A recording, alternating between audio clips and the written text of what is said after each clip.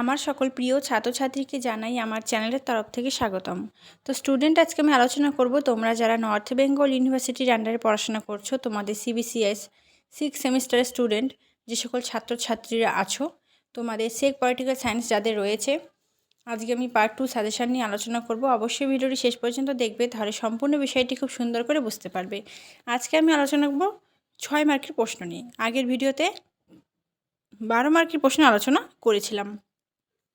ভিডিওটি শুরু করার আগে তোমাদের প্রত্যেকের কাছে অনুরোধ, তোমরা অবশ্যই আমাদের এই চ্যানেলটি সাবস্ক্রাইব করে পাশে থাকা বেল আইকন অল প্রেস করে দেবে, তাহলে নিত্য নতুন ভিডিও সকলের আগে পেয়ে যাবে। এবং তুমি যদি আগে থেকে আমার এই চ্যানেলটি সাবস্ক্রাইব করে থাকো, তাহলে তোমাকে জানাই অসংখ্য ধন্যবাদ। তো চলো ভিডিওটি শুরু করি। প্রথমে যে প্রশ্নটা রেখেছি, ভারতে ফৌজদারি আদালতের উপর টিকা লেখো। নেক্সট 2 নম্বর প্রশ্ন লিখো, ভারতে পণপ্রথার বিরুদ্ধে পণপ্রথার নিয়ন্ত্রণে আইন ব্যবস্থা সংক্ষেপে আলোচনা করো। নেক্সট প্রশ্ন, ভারতীয় নাগরিকের মৌলিক কর্তব্যগুলি আলোচনা করো। এটা আমি 12তেও দিয়েছি, 6 মার্কের জন্য এটা ইম্পর্টেন্ট রয়েছে। 12তে পড়লে আলাদা করে 6 মার্কের জন্য পড়ার কোনো দরকার নেই। নেক্সট, জামিনযোগ্য এবং জামিন অযোগ্য অপরাধের মধ্যে পার্থক্যগুলি আলোচনা করো। ভেরি ইম্পর্টেন্ট প্রশ্ন। নেক্সট, তারপর আছে দেখো ভারতের হিন্দু পার্সোনাল আইনের সংক্ষিপ্ত বিবরণ। দ্য ভেরি ইম্পর্টেন্ট প্রশ্ন। নেক্সট, 2013 সালের sexual harassment at woman at workplace এর উপর একটি টিকা লিখতে হবে তোমাদের।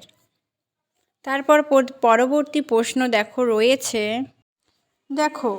নেক্সট, ভারতীয় নাগরিক হিসাবে মহিলাদের উপর যে যৌন নির্যাতন এবং হিংসা সংক্রান্ত যে বিষয়ের বিরুদ্ধে প্রধান আইনগুলি কী রয়েছে সেগুলো আলোচনা করবে। নেক্সট, সাইবার অপরাধ ব্যাখ্যা করো। ভারতের সাইবার অপরাধ নিষ্পত্তির জন্য কিছু উপায়ের পরামর্শ দাও। আবার বলছি, সাইবার অপরাধ ব্যাখ্যা করো। ভারতে সাইবার অপরাধ নিষ্পত্তির জন্য কিছু উপায়ের পরামর্শ দাও।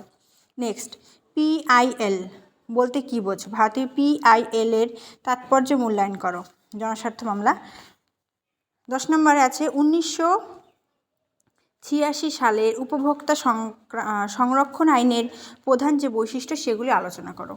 নেক্সট প্রশ্ন, ভারতীয় সংবিধানের 32 নং ধারাটি সংক্ষেপে আলোচনা করো বা সংক্ষেপে ব্যাখ্যা করো বা বিস্তারিত আলোচনা করো।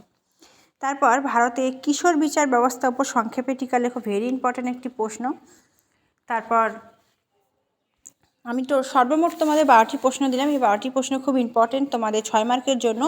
আমি বলবো খুব ভালো করে পড়াশোনা করো। তোমাদের 2 মাস রয়েছে, 2 মাস সময় কিন্তু অনেকটাই তোমাদের সময় পাচ্ছ পড়ার জন্য। যারা কিছুই পড়োনি, এই 2 মাস যদি একটু ভালো করে পড়ো, দেখবে কিন্তু তোমাদের সিলেবাস কিন্তু কমপ্লিট হয়ে যাবে। এবং আমি যে সাজেশানগুলো দিলাম, প্রত্যেকটা সাজেশান যদি ফলো করো, অবশ্যই উপকৃত হবে এবং সাকসেসফুল হবে।